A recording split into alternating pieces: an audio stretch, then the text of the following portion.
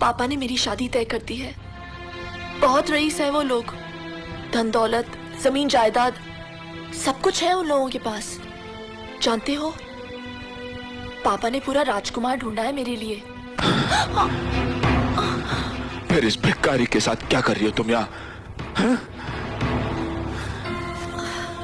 मैं अपना फैसला सुनाने आई थी। शायद ये हमारी आखिरी मुलाकात होगी।